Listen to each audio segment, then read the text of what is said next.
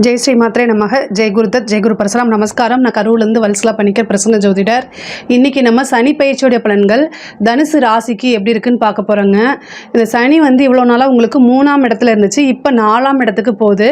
இந்த சனி அர்த்த அஷ்டமத்து சனி, அதாவது அஷ்டமத்தில் இருந்தால் அஷ்டமத்து சனி, அதாவது 8ஆம் இடத்துல இருந்தால் அஷ்டமத்து சனின்னு சொல்லுவோம். 8ல் பாதி 4, அதனால் 4ஆம் இடத்துல வந்திருக்கனால அர்த்த அஷ்டம சனி. ஓகேங்களா? அர்த்தாஷ்டமத்து சனிங்கிறது தனுசு ராசிக்கு, அவர் உங்களுடைய ராசிக்கு 10ஆம் பருவம் உங்களுடைய ராசியவே பார்க்குறாருங்க. 4ஆம் இடத்துக்கு போயிட்டு 10ஆம் பருவம் உங்களுடைய ராசியை பார்க்குறதுனால உங்களுக்கு பெரிய லெவலில் பயன்கள் அப்படின்னு நம்ம சொல்ல மாட்டேன். பட் ஆனால் ஒரு பிளான் பண்ணி நீங்கள் பண்ணினீங்க அப்படின்னா ஓரளவு இந்த சனியோடைய தாக்கத்திலிருந்து உங்களுக்கு தப்பிச்சுக்க முடியும். ரெண்டாவது பெரிய லெவலில் அஷ்டமத்து சனி, 7.5 சனி இந்த மாதிரி பாதிப்புகள்லாம் கொடுக்க மாட்டாங்க. ஏன்னா இப்போ தான் கொஞ்ச நாள் முன்னாடி முழுமையாக உங்களுக்கு 7.5 சனி முடிஞ்சிருக்குது.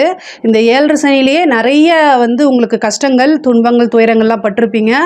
பொதுவாகவே தனுசு ராசிக்கே கொஞ்ச காலமாகவே தொழில் முடக்கம் இந்த மாதிரி விஷயங்கள்லாம் இருக்கும். பட் ஆனால் மே மாதத்துக்கு அப்புறம் உங்களுக்கு அது படிப்படியாக குறைய ஆரம்பிச்சிடும். சனியோடைய பார்வை எங்கெல்லாம் இருக்கோ அங்கே உழைப்பை போடணும், அவ்வளோதான். உழைப்பு அப்படின்னா உங்களுக்கு கடுமையான உழைப்பு. இப்போ சனி 4ஆம் இடத்துலேருந்து 6ஆம் இடத்தை பார்க்குறாரு. கடன் ரீதியாக ஏதாவது பிரச்சனைகள் இருக்குது அப்படின்னா அது படிப்படியாக சால்வ் ஆகிறதுக்கு உண்டான அமைப்புகளும் இருக்குது. அதே மாதிரி 7ஆம் பார்வை தொழில் ஸ்தானத்தை 10ஆம் இடத்தை பார்க்குறாரு உங்கள் ராசிக்கு. அப்போ தொழில் ரீதியாக நிறைய முன்னேற்றங்கள் தான் இருக்குது. ஃபஸ்ட்டு தொழிலை பார்க்கலாம். தொழில் என்னென்னா தனுசு ராசியை பொறுத்த வரைக்கும் 7ஆம் பார்வையாக சனி 4ஆம் இடத்துலேருந்து 7ஆம் பார்வையாக 10ஆம் இடத்தை பார்க்குறாருங்க. அந்த 10ஆம் இடத்தை பார்க்குறனால புது புது தொழில்கள் ஸ்டார்ட் பண்ணலாம். இப்போ புதுசாக இவ்வளோ நாளாக ஒர்க் பண்ணிகிட்ருக்கவங்க கூட அந்த ஜாப்பை குவிட் பண்ணிவிட்டு நீங்கள் பிஸ்னஸ் பண்ணலாம் அப்படிங்கக்கூடிய ஒரு அமைப்புகள் உங்களுக்கு தோணும். பட் ஆனால் உங்களுடைய ஜாதகத்தில் 10ஆம் இடம் எப்படி இருக்குன்னு பார்த்துக்கோங்க. அந்த 10ஆம் அதிபதி 10ஆம் இடம் இது எல்லாமே பார்த்துட்டு அதுக்கப்புறம் நீங்கள் ஸ்டார்ட் பண்ணுங்கள். சனியோடைய பலன் பார்வை இருக்கனால உங்களோட மனசில் அந்த மாதிரி தோணும்.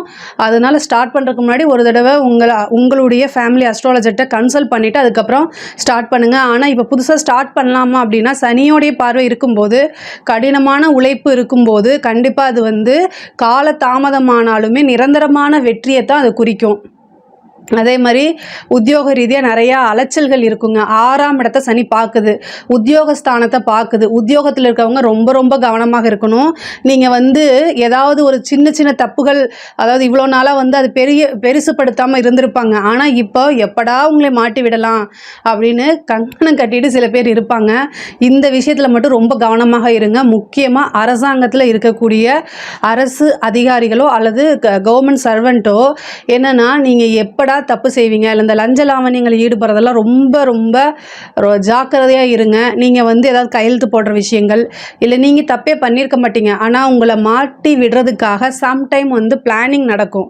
அதனால் உங்களுக்கு கண்ணுக்கு, அதாவது உங்களுடைய எதிரிகள் இனி உங்கள் பக்கத்தில் தான் இருக்கிறாங்க. நண்பர்களே எதிரிகளாக மாறக்கூடிய தருணங்கள் இந்த காலகட்டத்தில் வருது. அதனால் ரொம்ப ரொம்ப ஜாக்கிரதையாக இருங்க.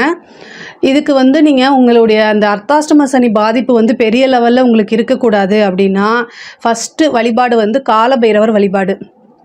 ஏன்னா உங்களுடைய ராசியே தனுசு ராசி, அந்த தனுசு ராசிக்கு அதிபதி குரு. இப்போ குருவோடைய வீட்டுக்கு தான் அவர் போகிறாரு. மீனம் குருவோடைய வீடு தான். அப்போது கும்பராசியிலேருந்து மிதுன ராசிக்கு போகிறனால குருவோடைய வீட்டுக்கே போகிறதுனால காலபைரவரை வழிபாடு பண்ணுங்கள். சனி பகவானுடைய குரு காலபைரவர் தான்.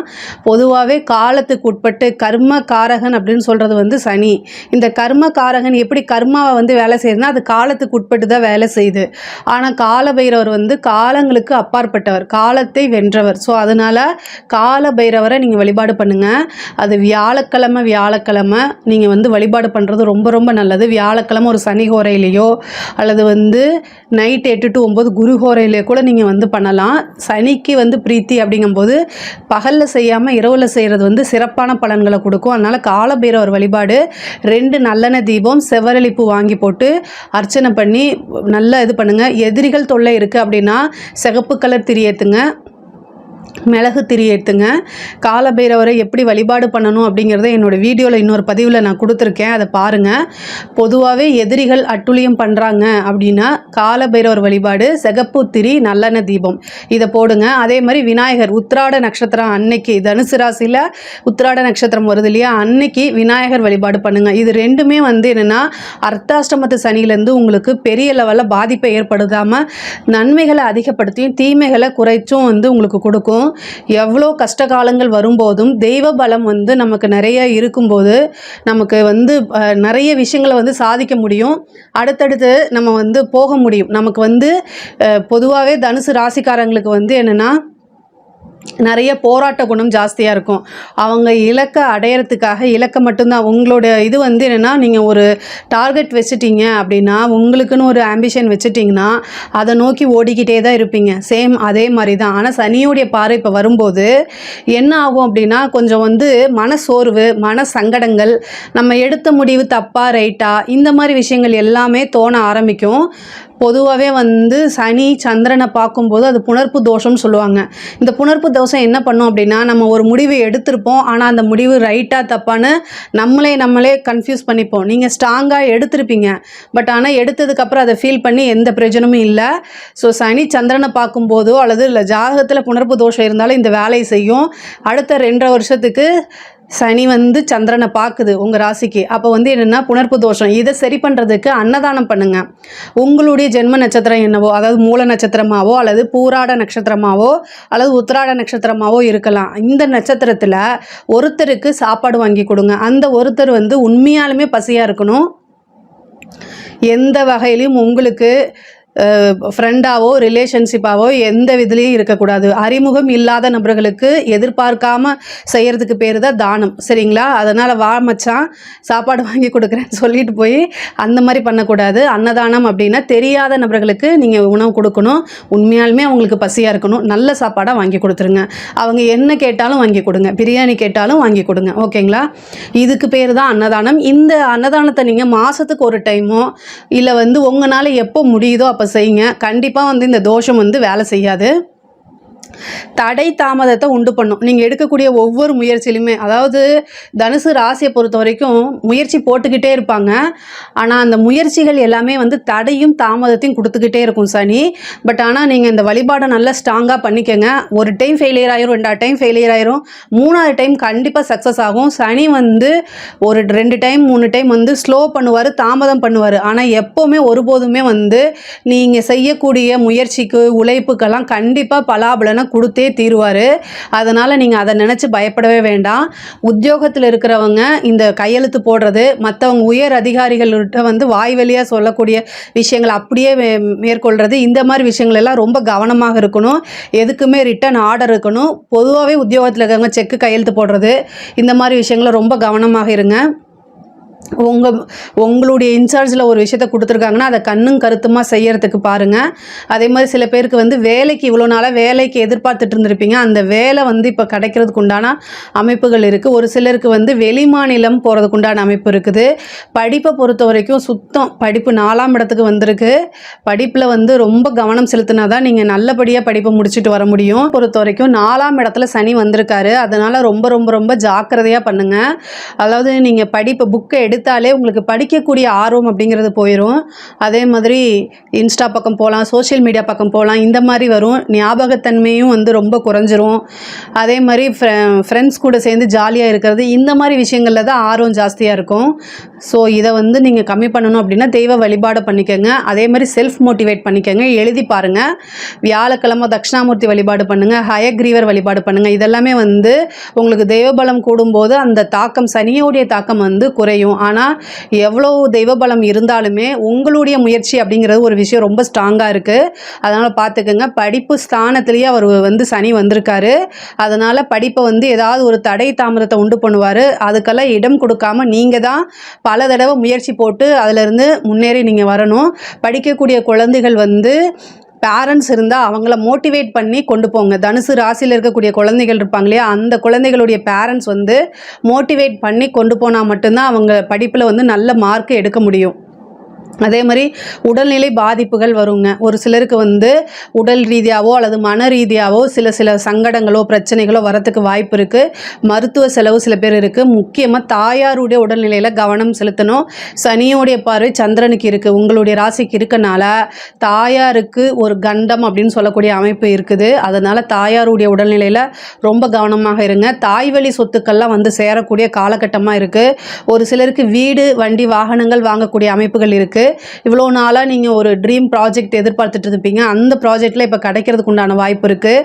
புதுசாக வந்து வீடு கட்டுறது அல்லது வந்து பழைய வீடே வாங்கி ரெனோவேஷன் பண்ணி நீங்கள் போகிறது, அதே மாதிரி வீடு கட்டுறதுக்கு வாகனம் வாங்குறதுக்கு இதுக்கெல்லாமே வந்து என்னென்னா லோன் கிடைக்கும். 6ஆம் இடத்தை சனி பார்க்குறதுனால ஒரு சின்ன லோன் எடுத்து ஒரு வீடு வாங்கக்கூடிய அமைப்புகள்லாம் வந்து உங்களுக்கு இந்த காலகட்டத்தில் வருது. அதே மாதிரி நீங்கள் கடன் வாங்கும்போது உங்களுடைய சேலரியில் 30% உங்களுடைய இன்கம் என்னமோ ₹100 இன்கம் அப்படின்னா ₹30 மட்டும் லோன் எடுங்க. அந்த மாதிரி பண்ணுங்கள். இல்லைன்னா அதுவே பெரிய சிக்கலாக போகும். தொழில் ரீதியாக இருக்கக்கூடிய கடன்கள் வந்து கொஞ்சம் கூடுதலான முயற்சிகளை போடும்போது கடன் ரீதியாக இருக்கக்கூடிய பிரச்சனைகள்லாம் சால்வ் ஆகும். முருகன் வழிபாடு பண்ணிக்கோங்க. எவ்வளோக்கு எவ்வளோ முருகன் வழிபாடு பண்ணுறீங்களோ அந்தளவுக்கு வந்து உங்களுக்கு கடன் ரீதியாக இருக்கக்கூடிய பிரச்சனைகள் எல்லாமே சீக்கிரமாக வந்து முடிஞ்சிடும். பெண்களை பொறுத்த வரைக்குங்க, அதாவது 6ஆம் இடத்தை வந்து பார்க்குறதுனால சண்டை சச்சரவுகள் வீண் விவாதங்களை தவிர்க்கிறது நல்லது. பொதுவாகவே இந்த மாதிரி காலகட்டங்களில் வந்து அமைதியாக போய்க்கிறது நல்லது. அர்த்தாஷ்டமத்து சனி நடக்குது. எப்போவுமே வந்து நீங்கள் அமைதியாக தான் இருப்பீங்க, உங்களுடைய வேலை உண்டு நீங்கள் உண்டு அப்படின்னு இருக்கக்கூடிய டைப்பாக இருந்தாலுமே இந்த மாதிரி சனியோடைய பார்வை இருக்கும்போது டக்குன்னு உங்களுக்கும் கோபம் வந்துடும். அல்லது ஆப்போசிட்லேருந்து உங்களை கோவப்படுத்துறதுக்குன்னே வருவாங்க. அதை வந்து நீங்கள் புரிஞ்சுக்கிட்டு அனுசரித்து நடந்துக்கங்க. இல்லை அப்படின்னா மூவ் ஆன் பண்ணி போய் பழகிக்கங்க. கணவர் இருக்கார் அல்லது வீட்டில் பேரண்ட்ஸ் இருக்காங்க, குடும்ப நபர்கள் இருக்காங்க, இந்த மாதிரி இருந்தால் அவங்களோட இணக்கமான சூழ்நிலைகள் வந்து உருவாகிறது கொஞ்சம் சிரமம்தான். இருந்தாலும் நீங்கள் அட்ஜஸ்ட் பண்ணி போய் தான் ஆகணும். ஒரு 2.5 வருஷத்துக்கு அட்ஜஸ்ட் பண்ணி போங்க. எவ்வளோ நாளைக்கு அட்ஜஸ்ட் பண்ணி போகிறது நீங்கள் நினைக்காதீங்க. பட் ஆனால் கடுமையான காலகட்டங்கள் வரும்போது அட்ஜஸ்ட் பண்ணி போகிறது தான் ரொம்ப ரொம்ப நல்லது. அதே மாதிரி தந்தையாருடைய உடல்நிலையிலையும் கொஞ்சம் கவனம் செலுத்தணும்.